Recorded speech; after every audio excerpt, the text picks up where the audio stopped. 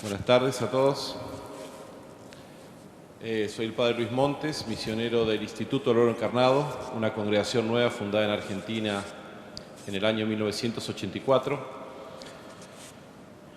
En el año 96 me ordené sacerdote y me destinaron a Medio Oriente y desde entonces estoy ahí. Es decir, que ya llevo más de 20 años en Medio Oriente, los últimos 6 años en Irak. En Irak lo que está pasando es a la vez una cosa espantosa, terrible, pero a la vez es una cosa que conmueve nuestros corazones.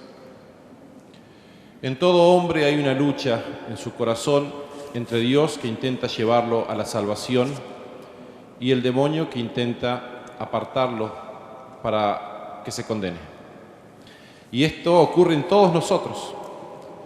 Pero en Irak esto ya tiene proporciones especiales, y lo que nosotros vemos y vivimos es ya el colmo del odio de Satanás.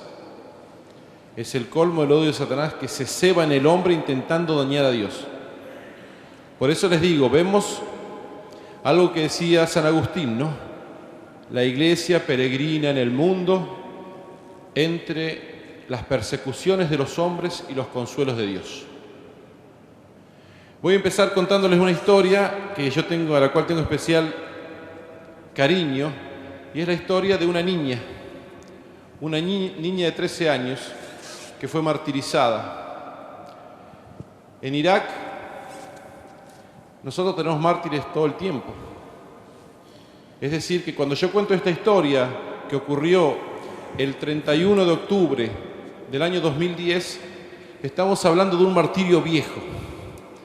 Del 2010 a la fecha, muchísima gente dio su sangre por Jesucristo, de los modos más espantosos posibles.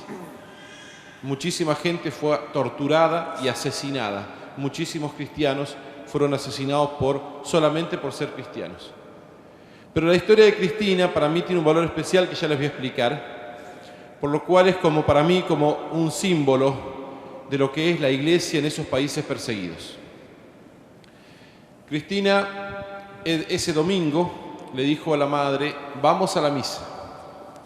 Usted se puede imaginar que en una ciudad que desde el año 2003, desde la invasión hasta la fecha, tiene atentados prácticamente todos los días, que sufre entre 30 y 100 atentados por mes, y en algunos meses supera los 100 atentados, no es obligación ir a misa, porque el peligro es muy grande.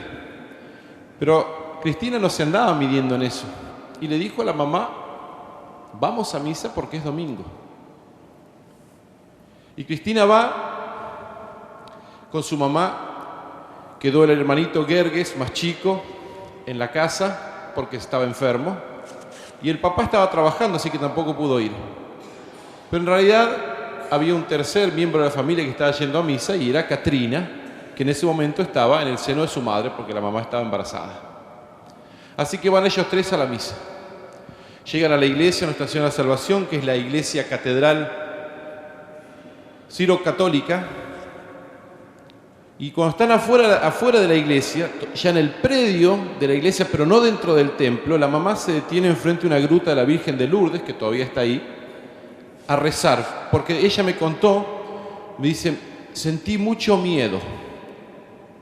Ella muchas veces tenía miedo porque la ciudad era muy peligrosa, pero ese día dice que sintió un miedo especial, se quedó rezando ahí. Y cuando ella presta atención, se fija, la hijita no estaba. Cristina no estaba. Entonces se pone muy nerviosa, porque Cristina sabía bien el peligro que había y no se iba a ir por su cuenta. Entonces se pone muy nerviosa, corre hasta dentro de la iglesia y la encuentra al fondo de la iglesia, de este lado, en uno de los últimos bancos, rezando arrodillada. Entonces la mamá se acerca a ella y la reta, le dice: ¿por qué te alejaste? No te apartés de mí. Ya te dije, vos sabés mejor. Pero ella me contó, dice: Cristina no me escuchaba. Arrodillada seguía rezando. La mujer se sienta al lado de ella y al rato empieza la Santa Misa, y cuando están proclamando el Evangelio, el sacerdote está proclamando el Evangelio, se escucha una explosión muy fuerte fuera de la iglesia. A no muchos metros de la iglesia, los terroristas hacen explotar un autobomba. El autobomba es el medio más usado para producir más daño, porque se puede cargar con mucho explosivo. Pero en este caso no era el atentado principal, era una distracción, porque al escuchar la explosión, los dos soldados que custodian la catedral salen corriendo a ver qué pasa, y en ese momento los ametrallan, y el camino queda abierto para entrar a la iglesia. Misteriosamente ese día, unos soldados de un checkpoint habían desaparecido. Nunca el gobierno dio las explicaciones de por qué.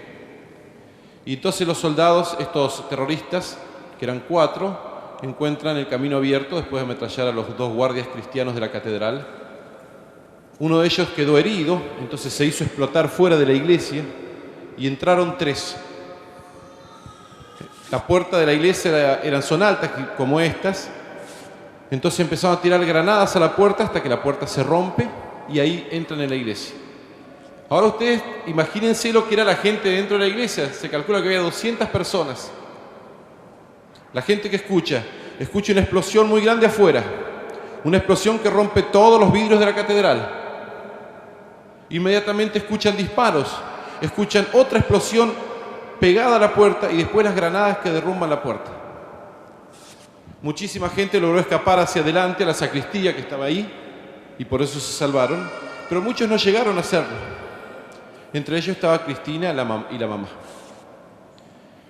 La mamá me contó que cuando los terroristas irrumpen en el templo, ellos lo vieron, ellos entraron con rifles de asalto, con granadas y con chalecos explosivos.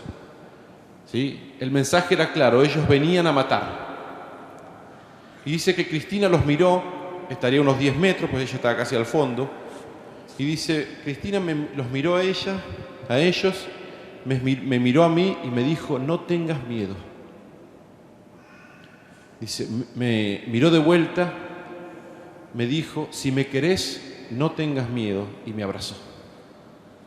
Los terroristas hacen pasar a todos los fieles por el medio del pasillo central, hasta aquí, hasta el presbiterio, y de este lado, a un grupo de ellos le dicen que se recuesten en el piso, y mientras se recostaban los ametrallan.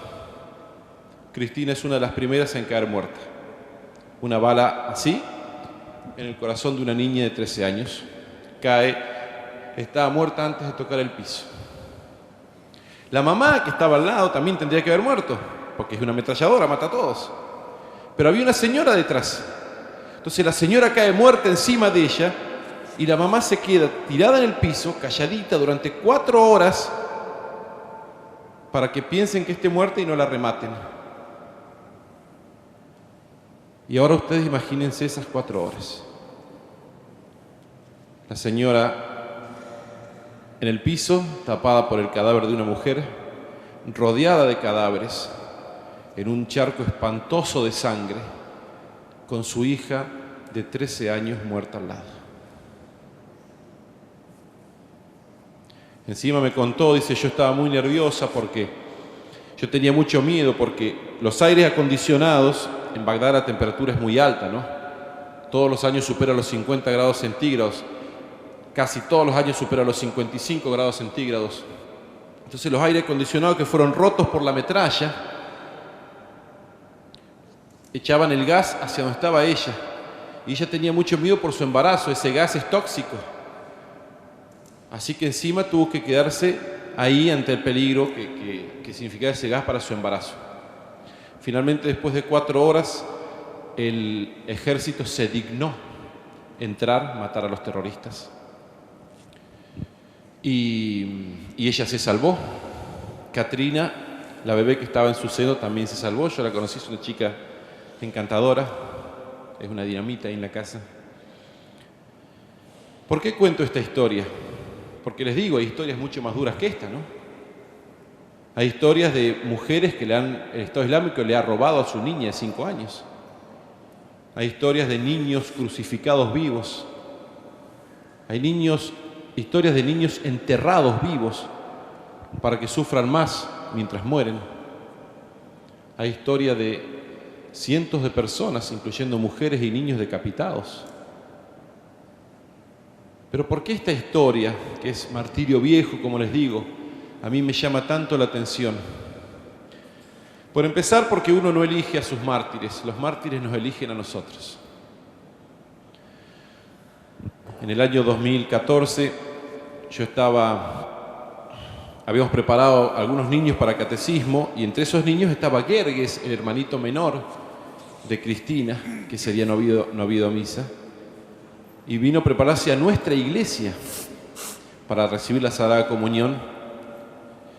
Y entonces el día anterior a la comunión nosotros le avisamos a los niños y a los papás que vengan a confesarse. Allá en Irak se confiesan también los papás el día antes de la comunión.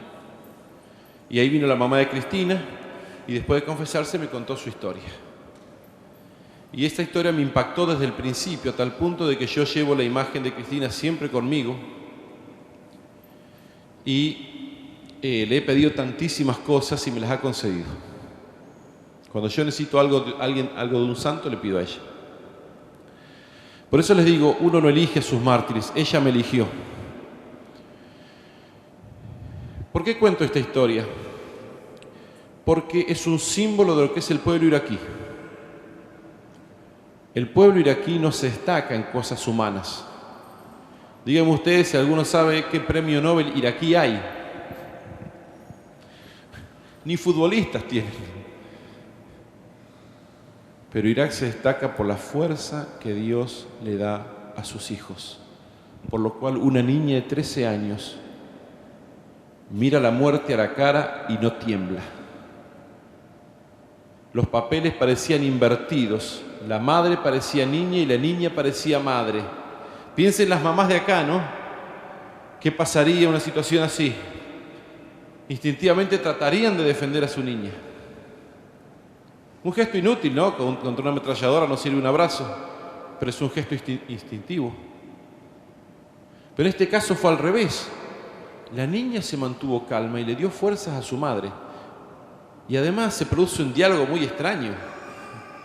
Ella le dice, si me querés, no tengas miedo. ¿Qué significa eso? ¿Por qué si me querés? Esto que les voy a decir ahora es meramente una suposición. Nos vamos a enterar al día del juicio. Pero para mí, ella supo que iba a morir y que su madre se salvaba. De algún modo lo supo. Porque si no, la frase, si me querés, no tengas miedo, no tiene sentido. Como diciéndole, voy a un lugar mejor. Es lo que le decía San Luis Gonzaga a la madre, no llores como pagana a tu hijo que se va al cielo. Por eso yo me la imagino a Cristina cuando avanza por el corredor central, me la imagino como a Santa Inés, ¿no? De la cual San Ambrosio decía, esta niña iba al martirio con más alegría que una esposa, que una recién esposada va al tálamo nupcial.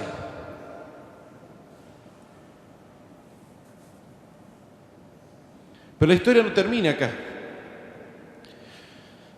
Después de la primera comunión de Gerges visité a la familia, conté esta historia de Cristina en muchos lugares y se estableció una relación entre nosotros y ellos, incluso entre la gente y ella, que un montón de veces le han mandado regalos a la mamá de Cristina. Y la mamá de Cristina tenía un rostro marcado por el dolor. Cuando sonreía parecía una mueca eso, tanto ella como el papá. Se ve que habían llorado tanto que ya le quedaba el rostro marcado. Pero una de las últimas veces que fui a verla, las marcas de dolor ya no estaban. Era como un milagro. Y yo le dije, ¿qué te ha pasado? Le digo. O sea, ni siquiera tuve delicadeza, me salió así nomás. ¿Qué pasó? Y ella me dice, soñé con nuestro Señor Jesucristo. Y en el corazón de Cristo estaba mi hija. Y Jesús me dijo, ¿por qué lloras? Y dice, yo no sé si es un sueño, meramente un sueño, no sé si es un mensaje, no le puedo decir lo que es, pero desde ese día ya no lloro. Y lo más fantástico de todo no fue nada de esto, sino fue el funeral de Cristina. Después de varias visitas, el papá se acordó que tenía el CD con la filmación del funeral. Y yo casi me caigo de espaldas cuando lo veo, ¿no? Empieza el video con una toma de ella en el cajón, está en el piso, el ataúd. Y yo no la reconocí. Yo tenía fotos de ella, una niña muy hermosa, pero estaba tan desfigurada, todo el pelo lleno de sangre. No parecía la misma. Pero los hombres cargan el cajón, salen de la habitación donde está el ataúd y salen afuera. Y cuando salen afuera estaban las mujeres del pueblo esperando en Karakosh, ese pueblo que después fue tomado por el Estado Islámico y ahora fue liberado. Salen con el ataúd y las mujeres empiezan a gritar un grito que usan los árabes, muy típico, siempre lo hacen las mujeres, muy típico, que es el que se usa en las bodas para festejar. Es el que canta la mamá, el grito que grita la mamá de un sacerdote cuando se ordena, de felicidad porque tiene un hijo sacerdote. Y estas mujeres del pueblo, todas juntas, lo estaban gritando en el funeral. Todos lloraban, pero a la vez festejaban. Porque ellos reconocían por la fe que esa niña había triunfado. Nosotros esperamos a las canonizaciones para festejar a los mártires. Ellos no esperan ni eso. Ellos ya sabían que la niña había triunfado. Y que en este momento reina con Cristo para siempre. Por eso, este ejemplo es un ejemplo de lo que es el pueblo iraquí. Similar a lo que es el pueblo sirio. Similar al pueblo nigeriano. ¿Ustedes sabían? Nigeria es el país que más mártires está dando a la iglesia actualmente. No lo sabe nadie, eso a nadie le interesa. Por eso es que cuando me invitan a dar charlas, yo vengo con gusto, vengo a contar estas historias, porque es una vergüenza que en el siglo XXI, el siglo de las comunicaciones, esto está pasando ante nuestros ojos y no nos enteramos. Piensen ustedes en algunos santos mártires famosos que conozcan. Yo siempre me llamó la atención Santa Felicidad y Perpetua, muertas en el circo de Cartago. Una vaca la ataca a una de ellas, la cornea no sé cuántas veces, y cuando ella vuelve adentro, ni siquiera se había enterado que la vaca la había corneado, pues estaba en éxtasis. Pero uno ve esa caridad que la lleva a aceptar el martirio. Esa caridad que hacía que entre ellos, los cristianos que esperaban la muerte, se atendían con una delicadeza fantástica. Y uno dice, ¿por qué yo no pude estar ahí? No, ni siquiera para ser mártir, para pasarle a una de ellas un vaso de agua, para decir una palabra. Pues bien, ahora tengo la posibilidad.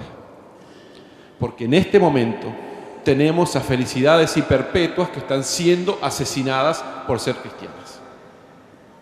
El Papa Juan Pablo ha dicho que el siglo XX ha dado más mártires a la Iglesia que los 19 siglos pasados juntos. Y el Papa Francisco confirma eso. Y dice, la Iglesia es iglesia de mártires.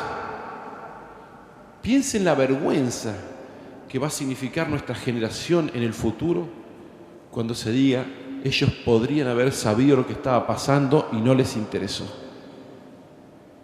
Prefirieron dedicarse a hablar de fútbol, de actrices, de operaciones. Prefirieron cuidar a los animales que a los hijos de Dios que morían por ser cristianos. Yo les digo en serio, a veces a mí me da miedo, ¿no? Porque Jesucristo le hace un reproche a los fariseos. Les dice, vuestros padres mataron a los profetas y vosotros le hacéis los monumentos.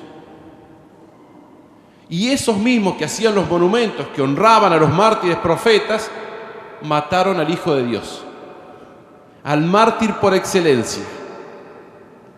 Entonces nosotros sí rezamos en la misa, Santa Felicidad, Perpetua, Águeda, Lucía, Inés, Cecilia, Anastasia. ¿Y los mártires de ahora? Están muriendo ahora, hoy, en Siria, en Irak, en Nigeria, en Pakistán, en China, en India y en tantísimos países. Cuando escuchen ustedes las cifras que les va a dar Javier de la iglesia perseguida, se tienen que espantar. Son números espantosos la cantidad de cristianos que son perseguidos.